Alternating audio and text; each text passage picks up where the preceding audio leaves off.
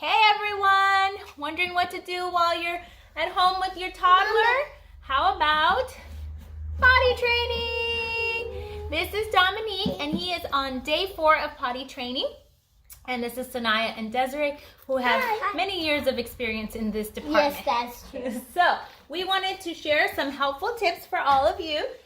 And Dominique is just under 2 and the girls were also under 2 when they were potty trained, so it is possible to start early. You can also go later, of course, but if you feel like your child is too young, don't worry, I have some tips for you as well. So tip number 1, pray. Bible says to pray about everything. You can pray about potty training. Tip number 2 is prepare. So don't just decide one morning that you're going to potty train. You want to prepare. So buy a potty. That's the first thing you'll need. And we actually bought this several months ago. Same thing with the girls. And they just got used to seeing it in the bathroom. It sat there until it was time to begin. But Dominique sat on it before a bath or just randomly. So it wasn't this new and scary thing. We also read books. Elmo's Potty book was a favorite for all 3 of our kids. And you can use whatever works for you, whatever book they can really enjoy. All 3 kids really liked Sesame Street, so this worked for us. Buy cool underwear. That always makes the process a lot more fun. Dominique likes to roar when he sees the dinosaurs on his underwear, so prepare. Tip number 3 is set up your child for success. So you want to have them just wear underwear during this process, because that way it's something different. They realize it's something different, but it also makes cleanup easier. Some will recommend just running around naked. I just didn't like the idea of having their booty all over the place. So underwear worked for us. Have them drink lots of water and juice, because you want to encourage them to need to go, and you want to set them up to have as many victories as possible. You're going to want to take them yourself to the potty at first. They're not going to tell you, so you want to take them every few minutes, especially after meals, and encourage them to sit there as long as possible, obviously within reason. But sing some songs while you're there. We like to make up some fun songs. We just made up a song about Old MacDonald had to go, and let it go, let it go. And so have fun with it. Make it fun for them.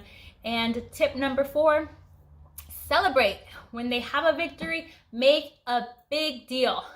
Dance, sing, shout, clap, whatever making a big deal means for you, and reward them. We like to use a little piece of chocolate or a little piece of candy to give them some extra incentive, and also help them realize, whoa, this is a cool thing. Maybe I should try this again. So celebrate. Tip number 5 is be patient. You are untraining what you've already taught them, which is to go in a diaper and then get changed by you. So you're going to have to be patient with them. This is something new, and it is frustrating. It is frustrating when you have to clean up a mess, or when you feel like they're not getting it. So be patient. Try not to show your frustration. Definitely don't punish them if they have an accident, or if they're not getting it. Just be patient. They will learn eventually. How many 20-year-olds do you know that aren't potty trained? So be patient. Some things to remember in all of this is diapers are still necessary for nap times and bedtime. They will continue to use those even after they've been potty trained. You'll notice after a while that they will stop having wet diapers at night and at nap times, and so that's how you'll know you can transition them out of diapers altogether.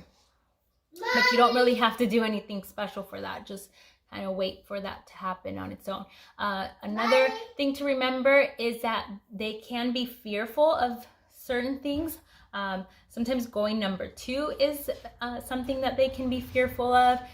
Sometimes using a big potty or a public restroom, or hearing those automatic flushing toilets all of a sudden go off while they're sitting there. So that can hinder some of the process, but just try to hug them and hold them and reassure them, and it won't last long. It'll pass over time. I did carry a potty around in the car for a while when I was potty training the girls, because they did not like public restrooms and they got scared of those. So I just carried that with me and used that.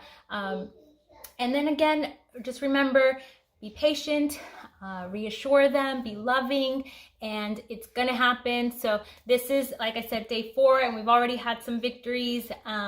Day 1 did not go so well, but every day there was a little bit more to celebrate. So it will happen. It takes about 3 days, 3 to 5 days before you start seeing some good progress. So here's Dominique. Beep, beep, he needs to go. Gotta go.